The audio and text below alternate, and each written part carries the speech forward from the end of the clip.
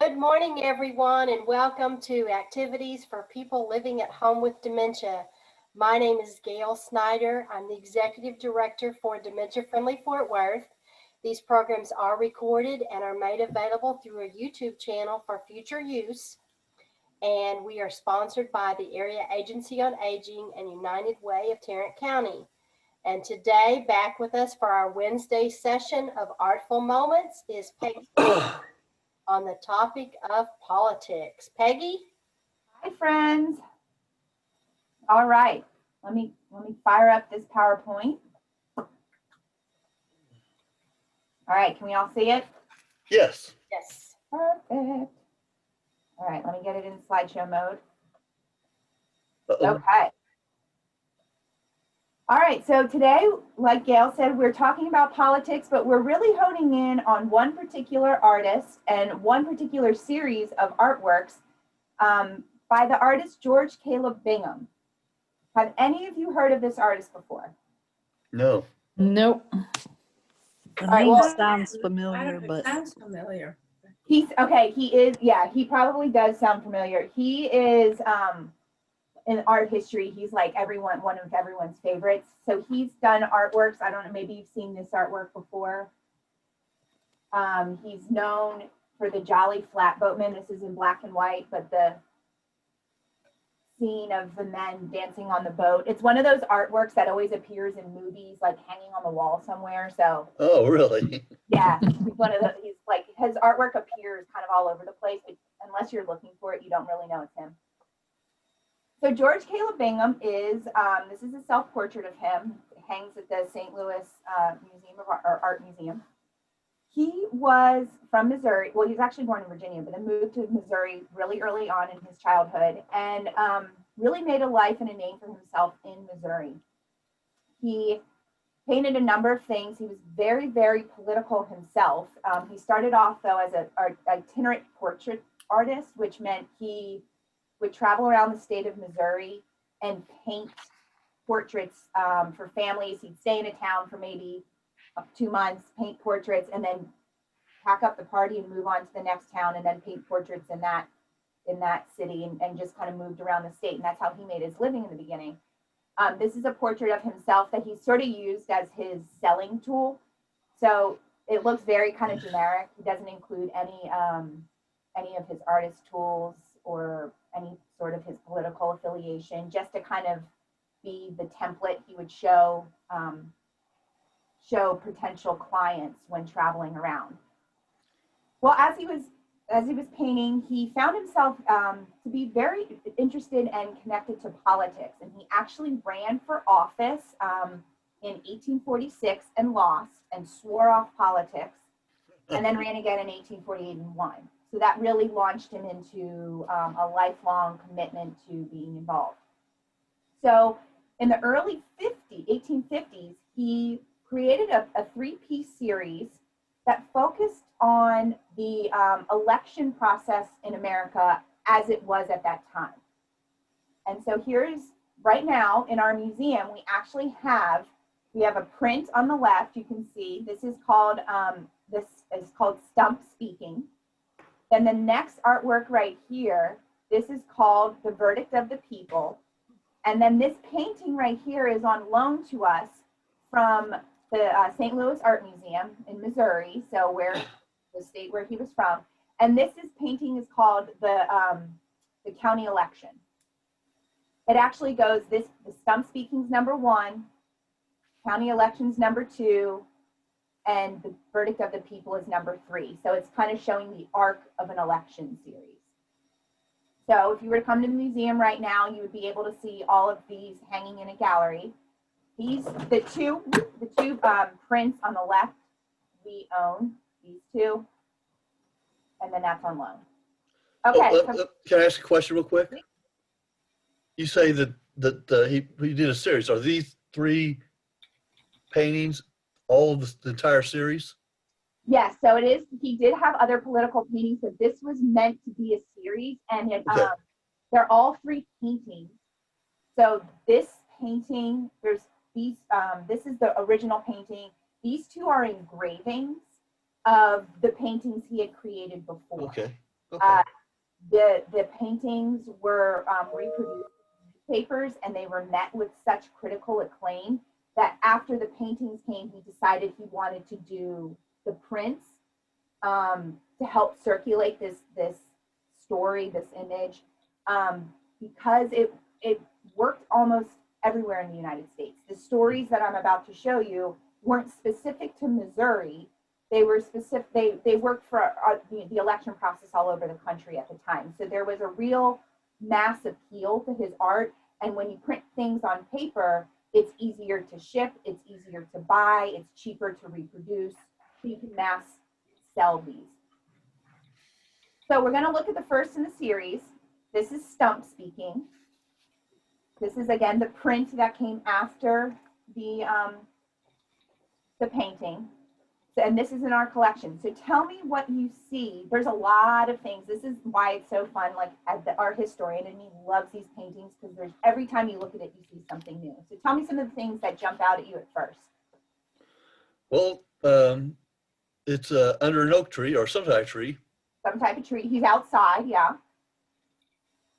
He is sitting up there in the front. Oh, there's a speaker. There's a speaker right here. Dusty, I didn't catch what you said. Do you mind speaking up just a little bit? Or just that there's a speaker. Yeah, I hear it. Right, the man right here standing on a stump. It looks like an all-male audience. Oh, I don't know. You hit that right on the head. All male. Really? All white male. There's one, he looks like he might be black, but all white male. Do you know why? Yeah, because women Because weren't only allowed to men could back then. vote. Only men could vote at this time. And this was when women couldn't vote, of course, till the 1920s. This was made in the early 1950s. And people of color, black, indigenous, there was a lot of voter suppression happening. So, I mean, some of them might have been able to vote depending on the state, but generally they were not the ones voting. There's I like there's the some dogs. I Were see the dogs allowed to vote? Say that again? I said, were the dogs allowed to vote? Nobody counted more. You never know. Jeez. Yeah, there's 3 dogs in there. Yeah.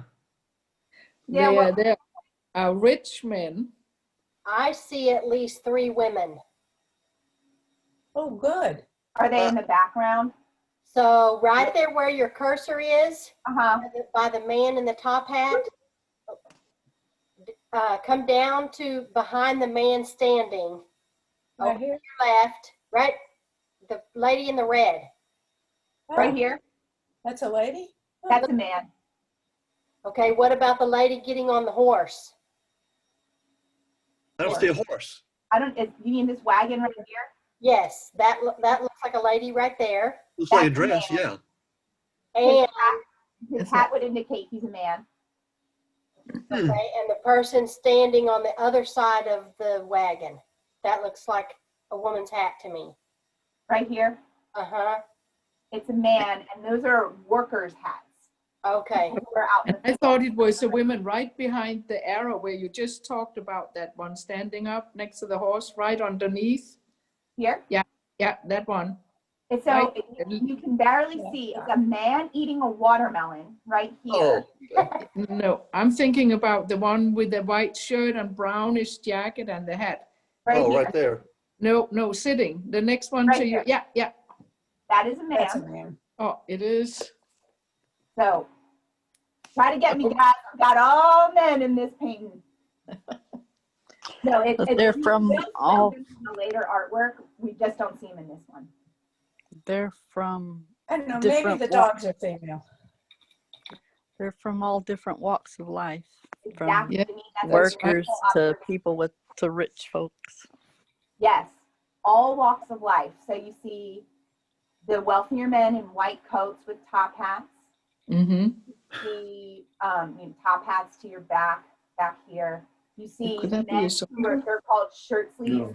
They were the Would that- real laborers. So you see a lot of men who don't have coats, who are just wearing what they would wear out in the field or on the boat or in the market. You see older men resting on canes. You see younger children who eventually will have the right to vote. You see young men And you see an older politician, I think Yetta pointed him out earlier, an older politician, and he looks like he's doing all the speaking. Mhm. You know, standing on, he's above talking. What brings all these different walks, men from different walks of life together is that they're all here to listen to a person who would be their representative. So that's the uniting thread through all of this. Different walks of life, listening to someone who might be representing them. Do you have any guesses on who this man might be running up against? The guy that's standing up in black? This man? No, they're No, just that- discussing. this is someone who's actually asking him questions. Yeah, and okay. politicians answering. Maybe the other man sitting in the whites, Oh, and over Oh. here. in That's, the top yeah, hat. that's another good guess. But think if you're wanting to listen to someone speak on the platform, is there anybody else on the platform who might be getting ready to get up? The heavy set guy behind. heavy or the guy. one next to the heavy Yeah. set guy. So A heavy guy, yeah, because he looks like he's well dressed, listening, waiting. obviously well fed. Wait, this man sitting down taking copious notes. He's probably a reporter. Politician. Oh, Taking really? notes on kind of what his rebuttals might be. And there's this idea of he seems like the younger, maybe the new class of people coming up. So he's going to let this older gray-haired man speak, but then he's going to come up, and there's a really wonderful quote that Bingham has about how he's just waiting there to come up and then use his words to deceive and manipulate the people based Yeah. on what the other politicians say. Sort of similar to what we have in our politics today, you know, taking people's Yeah. words out of context and spinning them in a new light. So One this of is, the other things that I noticed is that most of the people are sitting down. In sitting. today's rallies, they all stand up. Sure, yeah. Yeah, that is a good observation. This is all outdoors. People are sitting where they can. We've got one man 1956. recumbent. Okay, so we see a bunch of themes in The year under the picture, 1956, is that Mhm. correct? Or why does it say 1956 and not You're 1856? so good. That's when he painted it. 1856. You catch me every time, Yetta. Oh, I'm making sure you all are watching correctly. Okay. Yes, it's 1856. And the original painting was even earlier in like 1851 or 52.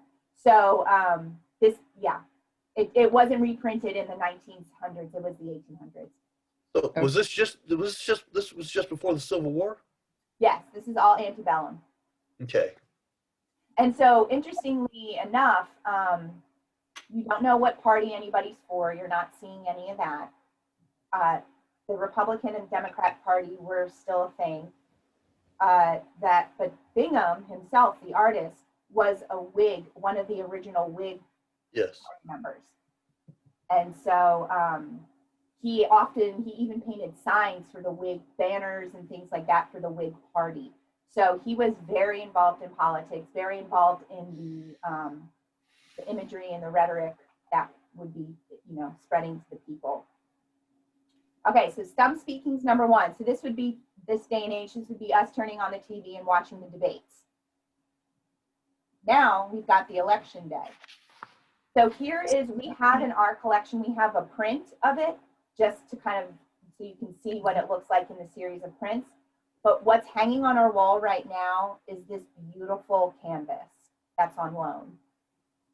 So before we get into what we're actually seeing, Bingham was a phenomenal painter, and one of his tricks he would do was he would paint the canvas completely red before then going in and adding the colorful scenes that you see here.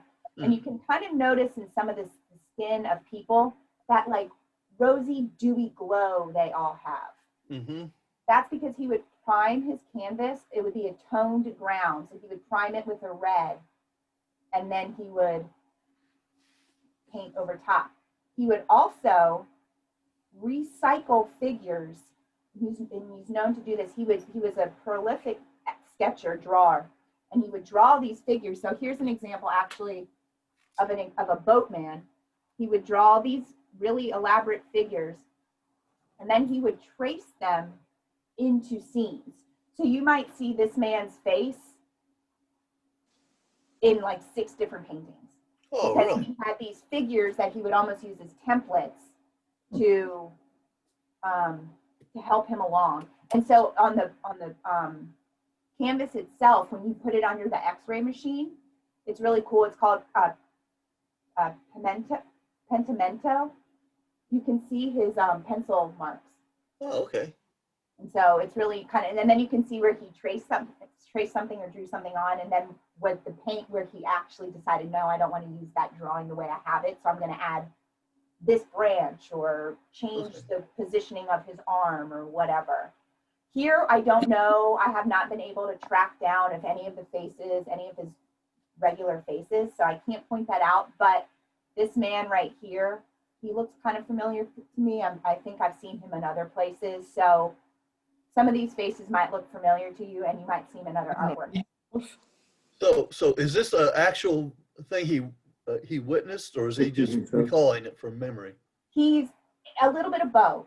Okay. Because he was involved in politics, he knew very intimately how this process worked. He was at rallies, he was there for elections, he ran himself, so he knew what went into who was there and how it was run. But none of these are traced back to an actual election or an actual site, which was part of the appeal of selling it throughout the United States, because you could see a little bit of your town in this type of portrayal. So what we saw here, and Janine pointed out in this version or in this artwork, they're all outside. It's rural. They're in a farmland somewhere. You're seeing a lot of laborers based on their outfits and their hats. Still using upper class men. Here, it looks like we're in kind of the city center. Yeah. Mm-hmm. My grandfather was a guard at the art museum in St. Louis. Oh gosh, so he got to spend his days just surrounded by beautiful work. Could I ask a quick question down here at the bottom where it says St. Louis Art Museum purchase? What do those numbers stand for? I understand the 1944, but I was just curious about the 124. Okay, so it kind of changes depending on the museum. In this particular one, we're seeing, okay, the year that they purchased it was second. So they purchased it in 1944. Okay. And then this number 124, that was the 124th item they purchased that year. Oh, okay. Mm-hmm. And so in museum speak, we call this little area down here, we call it the tombstone. It gives you all the information you need about that artwork. So on a label, we talk about, oh, the tombstone went up. Did you print the tombstone? That kind of thing. So that's when if ever you hear that in a museum, the tombstone is all of basically the stats of the artwork. And because this is a loan, depending on how the certain loans work, we are contractually obligated to include this credit line whenever the artwork appears. It's not public domain. Can I ask a question real quick? Yeah. Back on that picture that we were just looking at. Sure. Does anybody know what the sign says that's up there by leaning on the pillar? It says, "The will of the people, the supreme law." And I have a detail. I pulled it out. I tried to get it a little more crisp, but it's minuscule. So what else do we see? We see the blue sign. Looks like somebody's taking the oath already. Say that again, Dusty. Looks like somebody's taking the oath of office. Taking oath. Yeah. Great observation. He is taking an oath, but it's not of office. He's swearing. People speculate he's an Irish immigrant. He's swearing that he hasn't voted somewhere else, so he's not voting twice. That he's swearing that he didn't vote twice. So this is not a ballot vote where you're dropping. This is an oral vote. So everybody is waiting their turn or lining up to then tell this man who they're recording in the back. Oh, okay. Mm. What else? Man. That's just hard, something that's hard to conceive. Yeah, and it's a pretty big artwork you can see on the wall, but there's a bunch of vignettes. So if you just kind of look at it in sections, you might start to see more details than just kind of looking at it at a whole. Yeah. I have a question. The guy that you said looked familiar, that you have seen him in other places. Yes. Could that not be a self-portrait of him? Because it looks sort of the one that he painted. It does look like him. No, he wasn't one to typically include himself in artworks. Okay. He would pay models or have a friend that he would include, but we never, I wouldn't say never, but we haven't seen him appear in other artworks typically. Okay, all right. But yeah, but keen observation. I'm curious, the one guy looks so sad. I wonder what makes him so sad over here in the very corner on the Yeah. bench with his head Looks down like he's and- got a head injury or something. It's about to God, lose. you nailed it on the head. So art historians speculate, and Bingham had witnessed this type of thing. People suspect he lost in a political brawl and is just sort of kind of collecting himself over, you see a broken piece of wood. Oh, okay, yeah. He has some sort of head injury, his head down low. It doesn't look like he won the brawl, but he's there. So that's one little scene. Let's There's take a look over here. What do we see? there's now? one black person. One black Yeah. person. He looks like he's a servant. And Yep, he's yeah. working, not voting. Yeah, And what he's a is servant. he doing? What did you say? What is he doing? What do you notice his job here is? He's pouring drinks. Pouring drinks, yes. So even then, alcohol played a big role in election, and Bingham was all for temperance. So this was kind of a inclusion on, even on election day, it's meddling. Alcohol is meddling with the turnout. Oh, yeah. Meddling with people's ability to think clearly. And so this man, you see this man who, he seems like he's been drinking a little bit. You see this man back here who's completely incapacitated. Yeah. Yeah, it looks like he drank more than a little. Yeah. He had himself a day. And then it's kind of this tongue in cheek where it's, what does it say? The will of the people. Well, he's incoherent and doesn't have the ability to use free will. So this idea, though, but someone's dragging him up and he's going to vote. So there's that story playing There's out. being held up by somebody. And Janine had mentioned in the previous previous artwork, the different social classes. Well, you see here, a sleeve worker sitting with a man in a top hat. And they seem to be having some sort of conversation about politics, maybe, or the situation at hand. But they're, again, this idea of democracy, of hearing all different points of view to come together. Any guesses on which man is the politician running? Yeah, the guy tipping his hat right below. Tipping his hat. Yeah. Yeah, the guy in the tall stovepipe hat. Got it. Yep. Look, even to the very last minute, trying to push his card. The card would have some of their platforms. Right before, look, he's next in poll. And then he's still letting vote count. This is so anti-voting the way I know it. It's just amazing that one of the politicians is standing right next to the poll place, and you're voting out loud what your vote is. Right. Everybody can hear it. Right. Pretty different in how it runs, but fundamentally it's still the same idea, and Bingham spoke to this idea of everybody has the right, well, at this time, not everybody did, but everybody has the right to vote.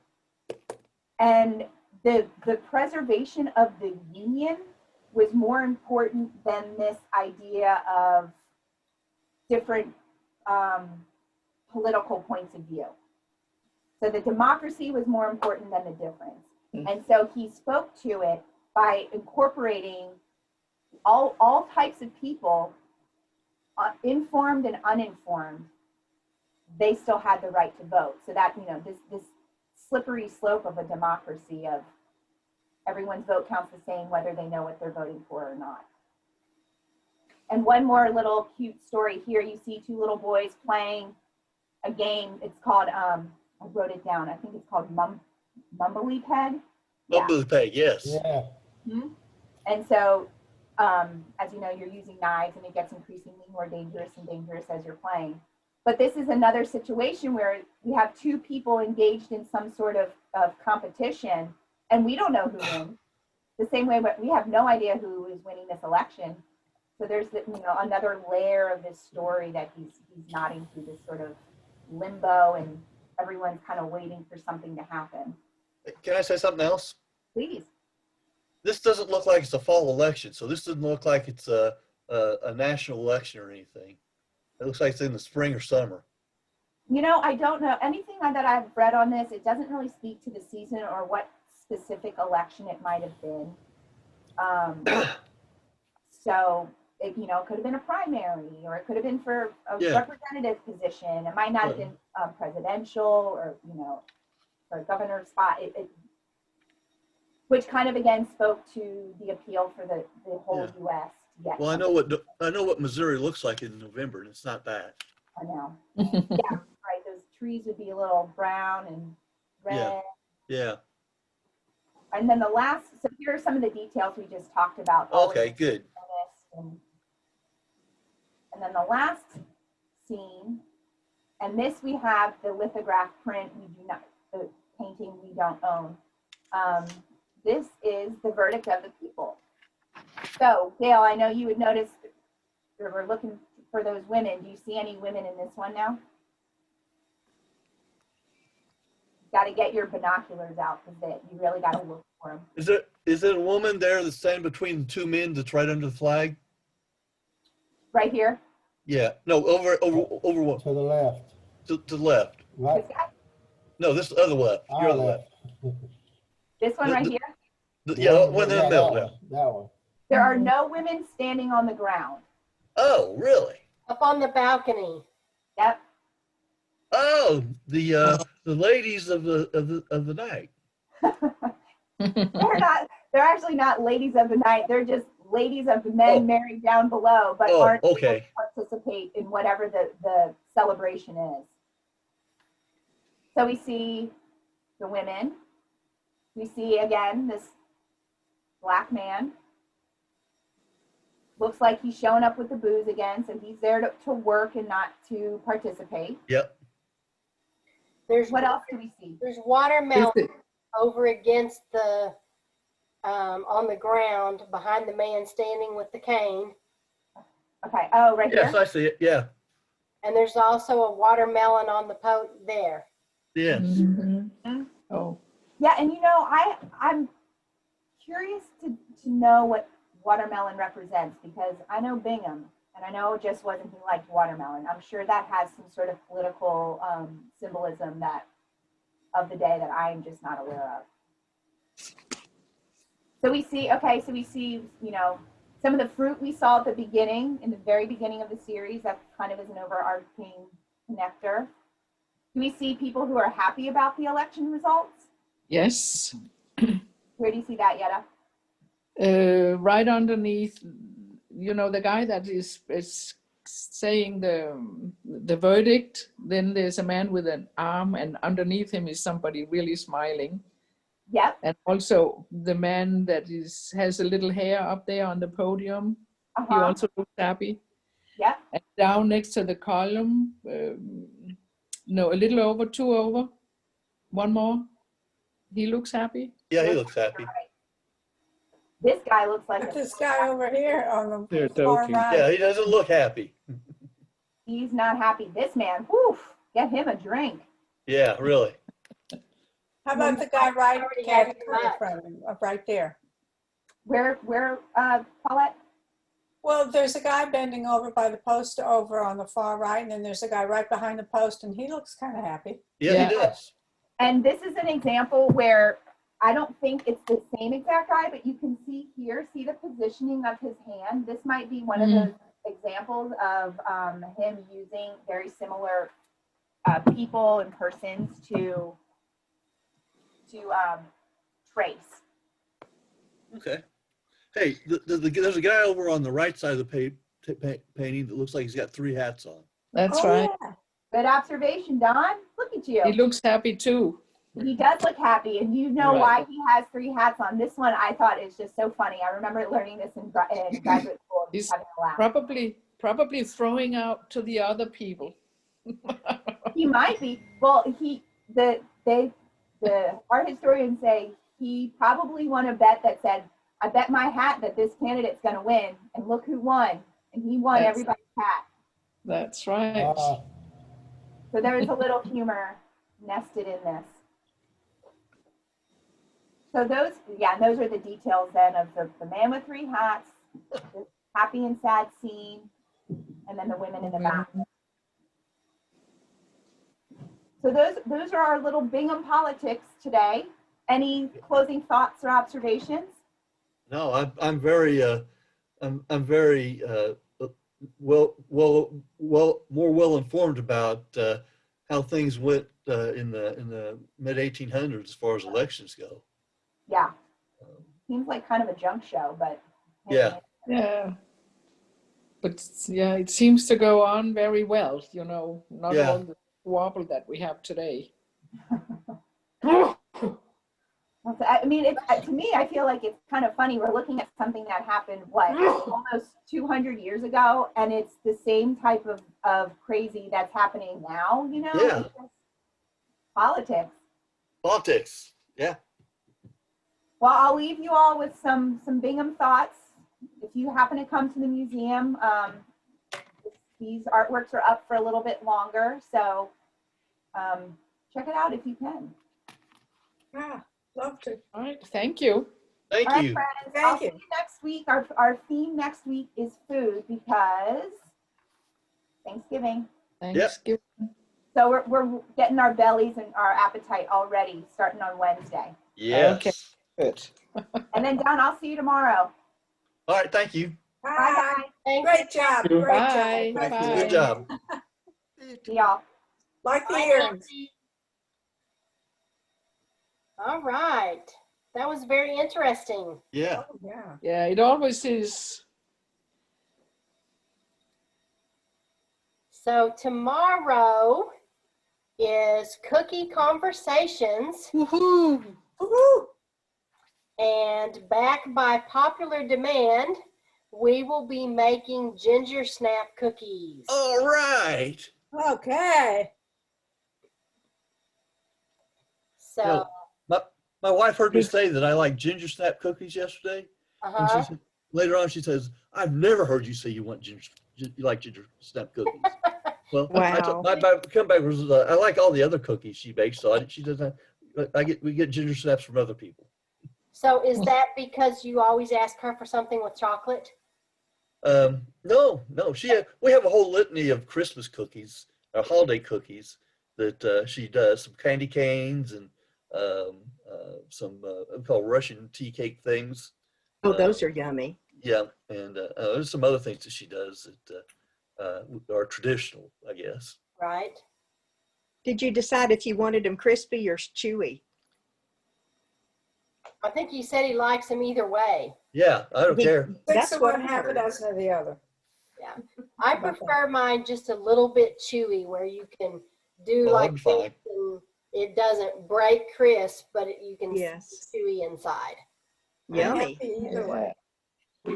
I like crispy cookies. You like crispy. Yes. Good to know. Well, most people think ginger snaps are supposed to be crispy because they're supposed to snap. Yeah. Oh, Of course, that could mean they bite you. Yeah. Ooh, And if they're really crispy, those people who like to dunk them in their coffee or their tea Yeah, mhm. hold up better when they're crispy. probably. Yeah. mhm. Yeah. Yeah. That way they don't melt so fast. But I Mhm. like them with a cup of tea, but I don't dip them in my tea. No, I don't like the crumbs in the tea. Me either. All right. Well, y'all have a wonderful rest of the day. And Thank We've you. got it off to a good start. thank you. And I'll see you all from the kitchen tomorrow morning.